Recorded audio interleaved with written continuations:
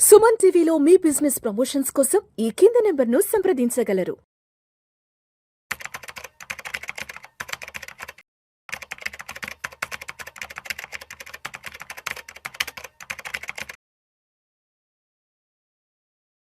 నమస్తే రేవంత్. నమస్తే అండి.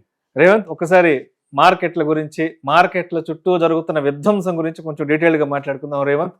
Yes sir. గత సంవత్సర కాలంగా 50% టారిఫ్లతో మార్కెట్లలో ఒక రకమైన అరాచకాన్ని, విధ్వంసాన్ని క్రియేట్ చేసి వదిలిపెట్టారు మన ట్రంప్ గారు. అవును. సరే 50% కదా, ఏదో కింద మీద పడి ముందుకు వెళ్ళిపోదాం అనుకున్నాం. బట్ మళ్ళీ ఆల్ ఆఫ్ సడన్గా ఏ దేశాలు అయితే రష్యా నుంచి చమురు కొంటాయో ఆ దేశాలపైన నేను 500% టారిఫ్ వేయబోతున్నానంటూ కూడా ఇంకొక అతి పెద్ద టారిఫ్ బాంబు ఒకటి తీసుకొచ్చి మార్కెట్ల మీద వేసాడు. అవును. ఇక్కడ వరకు ఒక ఎపిసోడ్ బాగానే ఉంది. నిన్న కాక మన మోర్గన్ స్టాన్లీ వాళ్ళు ఏం చెప్పారంటే, ఈ 2026లో బెంచ్ మార్క్ ఇండెక్స్ సెన్సెక్స్ 107,000 వరకు రీచ్ అవబోతుందంటూ చెప్పారు.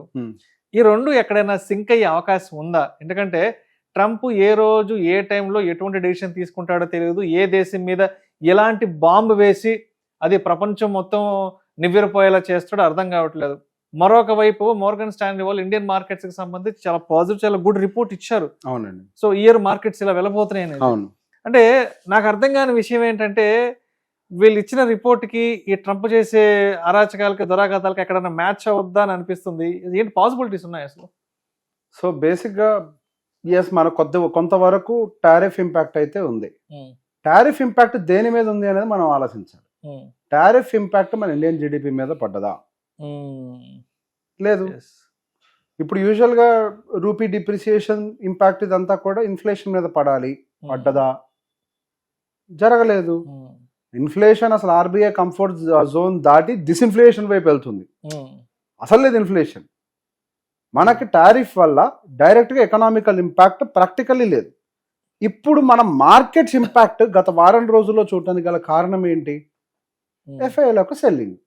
అసలు ఈ లాస్ట్ 1 వీక్ ఏంటి, ఎఫ్ఐఎల్ పోయిన సంవత్సరంలో దాదాపుగా 3.5 లక్షల కోట్లు అమ్మేశారు. డిఐఎస్ సపోర్ట్ చేశారు డబుల్ ద క్వాంటిటీతో. ఎగ్జాక్ట్లీ. ఎప్పటికప్పుడు డిఐఎస్ సపోర్ట్ చేశారు. They are doing that parallelly. FIIs అమ్ముతున్నారని ఒక కారణం తీసి పక్కకు పెడితే మన మార్కెట్స్ పట్టడానికి ఇంకో రీజనే లేదు. ఓకే, ఇంకో మాట మాట్లాడుకుందాం. ఇప్పుడు ఆల్రెడీ 50% టారిఫ్ వేసాడు. మన ప్రోడక్ట్స్ ఆల్రెడీ ఎక్స్పెన్సివ్ అయిపోయినాయి. ఆల్రెడీ మన ఎక్స్పోర్ట్స్ తగ్గినాయి. యుఎస్కి వెళ్ళే ఎక్స్పోర్ట్స్. ఇప్పుడు ఏం పోతుంది మనకి 500 వేస్తే? మనకేం ఫరక్ పడదంటావా? ఏం పడుతుందండి? ఆ గుప్పెట్లో ఇంకొద్ది జారుద్ది, అంతే కదా. సో ఆల్రెడీ పడాల్సిన దెబ్బలు ఆల్రెడీ తిన్నాం మనం. మార్కెట్ తినేసి లాస్ట్ 15 months కి. ఇప్పుడు రాత్రికి రాత్రి వాడికి కళ వచ్చింది, పొద్దున్న లేసి 500 అన్నాడు. సరే, జనాలు కూడా కొద్దిగా జడుచుకుంటారు కాబట్టి కొంచెం సెల్లింగ్ చేశారు. ఆ పానిక్ భయం మీద అంతే. మనం దాన్ని పానిక్ సెల్లింగ్ లాగా చూడాలి కానీ ఏదో మార్కెట్ లో జరిగిపోద్దని భయపడాల్సిన పరిస్థితులు ఉన్నాయని అయితే ప్రాక్టికల్లీ అనుకోవట్లేదు. ఎందుకు? ఇన్ఫ్లేషన్ చాలా తక్కువ ఉంది. ఇన్ఫాక్ట్ ఇన్ఫ్లేషన్ ని పెంచాల్సిన బాధ్యత ఇప్పుడు ఆర్బీఐ మీద ఉంది. అది 4%కి రావాలి. డిస్ఇన్ఫ్లేషన్ స్టేజ్ లో ఉండకూడదు. 2 బిలో ఉండద్దు అసలు. అది వాళ్ళు 2 అబోవ్ తీసుకొని రావాలి. దాన్ని మనకి కంఫర్ట్ జోన్ ఏంటి? 4 ± 2. అంటే మనకి 2 to 6% రేంజ్ లో ఎక్కడ ఉన్నా ఇట్స్ ఫైన్ ఫర్ దెమ్. 4 దగ్గర మెయింటైన్ చేయడానికి ట్రై చేస్తారు. సో దాన్ని 4 దగ్గరికి తీసుకురావడానికి ఆర్బీఐ ఏం చేస్తుంది? వడ్డీ రేట్లు కట్ చేస్తుంది. బాండ్ బైబ్యాక్ ద్వారా లిక్విడిటీని ఇన్ఫ్యూజ్ చేస్తుంది. సిఆర్ఆర్ రిజర్వ్స్ వాటిని తగ్గించేస్తూ ఉంటుంది. దీనివల్ల ఏం జరుగుతుంది? కొన్ని లక్షల కోట్ల రూపాయలు మార్కెట్లకు సర్క్యులేట్ అవుతాయి. మన గత 4 సంవత్సరాల 5 సంవత్సరాల టైం నుంచి కొన్నిట్లో సఫర్ అయ్యాం. ప్రజల దగ్గర ఆదాయం పెరగట్లేదు కానీ ఖర్చులు విపరీతంగా పెరిగాయి. Inflation has spiked up where incomes were not. ప్రజల యొక్క ఇన్కమ్ అంతే ఉంది. ఇప్పుడు మార్కెట్లోకి ఏమవుతుంది? లిక్విడిటీ ఇన్ఫ్యూజ్ అవుతుంది. ఆ డబ్బులను తీసుకొని జనాలు ఏం చేస్తారు? ఐదర్ ఖర్చు పెట్టాలి లేదా పెట్టుబడి పెట్టాలి. ఇప్పుడు బేసిక్గా ఈ పనులు ఎప్పటి నుంచో చేస్తున్నారు కదా, మరి ఇంకా పెద్ద ఎత్తున ఇంపాక్ట్ కనపడట్లేదు ఏంటి అని చెప్పేసి చాలా మంది కూడా అడిగారు. ఫస్ట్ డబ్బులు ఇన్ని రోజుల పాటు డబ్బులు అసలు మిగులుతాయో లేదో అన్న భయంలోనే చాలా మంది అసలు అప్పులు చేసుకుంటూ చిన్న చితక లోన్లు తీసుకుంటూ గడిపేసిన వాళ్ళు బోల్డ్ మంది. డబ్బులు వచ్చిన వెంటనే అందరూ ఖర్చు పెట్టరు. అసలు ఇప్పటికే వాల్యూమ్ స్పైక్ అయినాయి. Auto sales 40% up year on year. GST reduction తర్వాత మనకి జిఎస్టీ కలెక్షన్స్ బై డిఫాల్ట్ తగ్గాలి కదా, సేమ్ వాల్యూమ్ మెయింటైన్ అయితే. అట్లాంటిది పెరిగింది కలెక్షన్. దాని మీనింగ్ ఏంటి? వాల్యూమ్ పికప్ అయింది మార్కెట్లో. ఏం ట్రంప్ ఇంపాక్ట్ ఏం పడ్డది మన భారతదేశం మీద, జస్ట్ సెంటిమెంట్ అంతే. ఇప్పుడు ఎకనామికల్ గా కానీ ఫండమెంటల్ గా కానీ మన ఇండియాలో ఏ ఒక్క బ్యాడ్ ఎలిమెంట్ లేదు. ఎగ్జాక్ట్లీ ఒకటి FIS వెళ్ళి అంతే, దాన్ని రివర్స్ చేయాలి. దాన్ని రివర్స్ చేయాలంటే ఏమేం ప్రాబబిలిటీస్ ఉన్నాయి మనకి? February 1 నిర్మలా సీతారామన్ గారు సూట్ కేసు పట్టుకొని వస్తారు, బడ్జెట్ ప్రసంగం. ఎస్, ఆ సూట్ కేసులో వాళ్ళకి హల్వా సెలబ్రేషన్ జరుగుద్ది కదా, ఒక 5-6 రోజుల ముందు ఒక చిన్న హల్వా సెలబ్రేషన్ చేస్తారు కదా, చేసుకుంటారు. ఈసారి నేనేమనుకుంటున్నానంటే ఆ సూట్ కేసులో కొద్దిగా హల్వా FIL కోసం తెస్తారు అనుకుంటున్నా. చాలా మంచి మాట చెప్పారు. ఓకే, కొంచెం స్వీట్ తీసి వాళ్ళు కూడా అట్టేస్తారు. అది అంటే బేసిక్ ఇప్పుడు FIS అడిగినట్టున్నారు కదా, ఈ మధ్య అలిగారు కదా. అంటే FIL అలగడానికి కూడా కారణం ఏంటి? ఆల్రెడీ రూపీ డిప్రిషియేషన్, అంటే మార్కెట్ లో అన్సర్టనిటీ ఉందిలే వాళ్ళు. అదే రూపీ డిప్రిషియేషన్ ఒక ఇష్యూ, ట్యాక్సులు పెంచారు, అవును, ఇవన్నీ అంటే క్యాపిటల్ గెయిన్ ట్యాక్స్ ఇవన్నీ పెంచారు. ఒకవైపు అన్సర్టనిటీ, వాల్యుయేషన్స్, ఇవన్నీ ప్రాబ్లమ్స్ ఉన్నాయి. ఇప్పుడు వాల్యుయేషన్ కరెక్షన్స్ అన్నీ అయిపోయినాయి, ఇక ఆ ప్రాబ్లం లేదు. ఎర్నింగ్స్ గ్రోత్ పెరుగుద్ది, దానికి ప్రాబ్లం లేదు. మార్కెట్లో లిక్విడిటీ పెరుగుతుంది, దానికి ప్రాబ్లం లేదు. ఇక మిగిలింది ఏంటి ప్రాబ్లం? టాక్సేషన్ ఇష్యూ ఒకటే కదా మనకున్న ప్రాబ్లం. సో ఈసారి నిర్మలా సీతారామన్ గారు కొద్దిగా పెద్ద బడ్జెట్ నే ప్రవేశపెడతారని నేను అనుకుంటున్నాను. మార్కెట్లకి కావాల్సిన, ఇప్పుడు మార్కెట్లకి ఇంజక్షన్లు ఇచ్చి ఇచ్చి ఇచ్చి ఇచ్చి ఇచ్చి పెరగట్లేదు, ఇంకా నడుస్తున్నాయి. ఈసారి స్టెరాయిడ్ ఇవ్వాలి ఒకటి, మార్కెట్లు పెరగట్టాలి, తొయ్యాలి ఒకసారి, ఒక స్టెరాయిడ్ ఇస్తే కానీ అది పోదు. ఆ స్టెరాయిడ్ ఈసారి ఇస్తారేమో అని అనుకుంటున్నాను. One of the best budget అవుద్దేమో అని అనుకుంటున్నాను ఇది ఈసారి. ఎందుకంటే లాస్ట్ 12 to 15 months లో మార్కెట్ లో ఎన్ని విధ్వంసాలు జరిగాయో అందరు చూసారు కాబట్టి, జరగాల్సినవి జరిగిపోయాయి, ఇంకా అంతకు మించి చూడగలిగేది లేదు. ట్రూ సార్, మహా కరోనాలో చూసాం, మహా రష్యా ఉక్రెయిన్ యుద్ధాలు, ట్రంప్ చూసాం. సో వీటన్నిటిని డైజెస్ట్ చేసుకుని ఇంకా ముందుకు వెళ్ళాలంటే మీరు చెప్పినట్టు పెద్ద స్టెరాయిడ్ పడాలి. ఆ స్టెరాయిడ్ పడ్డది అంటే డెఫినెట్ గా మనం ముందరికి వెళ్తాం. ఇప్పుడు ఒక క్వశ్చన్ సార్, 2025 సంవత్సరంలో భారతదేశం ఎన్ని సమస్యలు చూసిందో అటు ఇటుగా ప్రపంచ దేశాలు కూడా అవే పరిస్థితులు చూసాయి, టారిఫ్లు చూసాయి, అన్ని చూసాయి. కానీ ఓన్లీ ఇండియన్ మార్కెటే పైకి లేగలేదు సార్. 2025 అనేది ప్రతి ఒక్కరు దూల తీర్చేసింది. అవును సార్, అంతే. అవును, ఒక ఇండియన్ మార్కెటే పెరగలేదు, మిగతా అన్ని పెరిగినాయి. మన ఇండియన్ మార్కెట్ లో బేసిక్ FIS యొక్క అలక కొద్దిగా ఎక్కువగా ఉంది.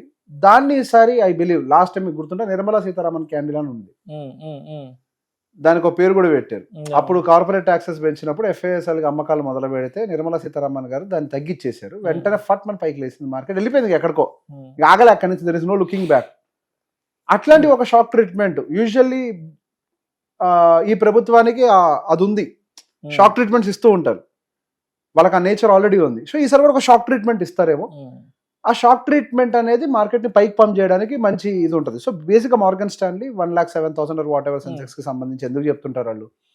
GDP is good, inflation is lower, GST collections, and this is Goldilock period. Usually Goldilock period అంటే ఏంటి? Where there is low inflation and high GDP.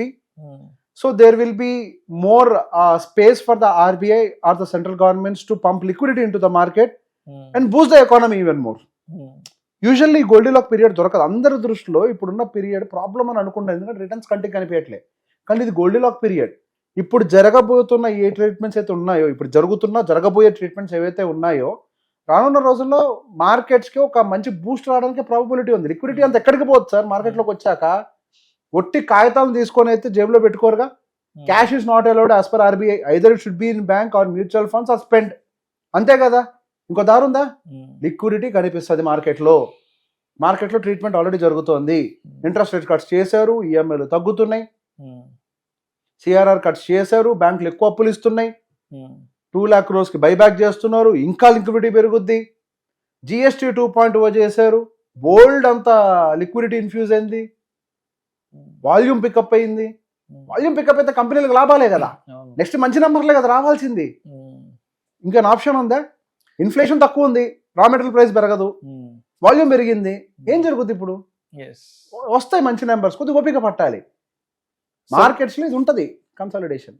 So అంటే మొత్తానికి ఆ FIL కి సంబంధించిన ఆ స్వీట్ ఏదో ఇచ్చేస్తే అయిపోద్ది, వాళ్ళు సైలెంట్ అయిపోతారు. FIL కి స్వీట్ ఇస్తారా? ఇక్కడ పొలిటికల్ గా కూడా కొన్ని స్టాండ్స్ ఉంటాయి. FIL కి స్వీట్ ఇస్తారా, లేకపోతే మార్కెట్ కి స్టెరాయిడ్స్ ఇస్తారా?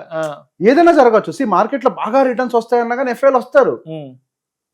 ఇండియన్ మార్కెట్ లో ఫుల్ స్టెరాయిడ్స్ ఇచ్చారు, ఇక మార్కెట్ లో బూమ్ అయితే అని అనుకుంటే వాళ్ళే వస్తారు. కానీ ఈ విధానంలో దేనికి ఇస్తారో తెలియదు, ఎటు పడుతుందో తెలియదు, చూడాలి అది. సో మొత్తానికి రాబోయే బడ్జెట్ లో మరి ఈ ట్రంప్ అరాచకాలని తట్టుకొని మనం గట్టిగా నిలబడడానికి, అదేవిధంగా ఇప్పుడు ఎఫ్ఐలకి కరెక్ట్ గా సమాధానం చెప్పాలంటే మరి ఏం జరగబోతుంది ఫిబ్రవరి 1 చూడాలి. అంతే సార్. ఇప్పుడు ట్రంప్ మాటల్ని మనం నియంత్రించలేం, మన చేతుల్లో ఉంది ఏంటి, మన బడ్జెట్, అదొక్కటే మన చేతుల్లో ఉంది. దీన్ని వాడుకొని మనం మొత్తం గేమ్ ని మార్చొచ్చు. బీజేపీ పార్టీ పేరు వదిలేండి, central government is trying to stabilise this. వాళ్ళు స్టెబిలైజ్, ఎందుకంటే ఏ ప్రభుత్వమైనా అదే ప్రయత్నం చేస్తుంది. They have to stabilise the things. ఈ ఎకానమీ రిలేటెడ్ ఇష్యూస్ అన్ని స్టెబిలైజ్ చేయాలి. ఎకానమీ ఇస్ నాట్ బ్యాడ్, ఫేస్ బయటకు వెళ్తున్నారు, దట్ ఈస్ బ్యాడ్. ఇప్పుడు రూపీ డిప్రిషియేట్ అవుతూ ఉంటే చూస్తూ కూర్చుంటారా? లేదు కదా. ఇప్పుడు అట్లా అని చెప్పేసి ఆర్బీఐ డాలర్ సప్లై పెంచలేదు కదా, రిజల్ట్స్ పడిపోతాయి. ఉండదు ఒకే ఒక దారి, ఎఫ్ఐఎస్ ఒక సెల్లింగ్ ఆపి రివర్స్ చేయాలి ట్రేడ్స్ ని, అదొకటే దారి. సో నా అంచనా మేరకు ఈ స్ట్రాటజీ ఈసారి జరుగుతుందని అనుకుంటున్నా. This will be a bigger event. ఇప్పుడు కరెక్షన్ జరుగుతుంది కదా, మంచిదే కదండి. ఫిబ్రవరి 1వ తారీఖు వస్తుంది కదా. ఇప్పుడు జరిగిన కరెక్షన్ చిన్న పాజిటివ్ న్యూస్ వచ్చిన, పెద్దది అవసరం లే, చిన్నది వచ్చినా మొత్తం రికవర్ అవ్వాలి కదా. Let it happen, it's good for us. Right, thank you so much Revanth. Most welcome అండి.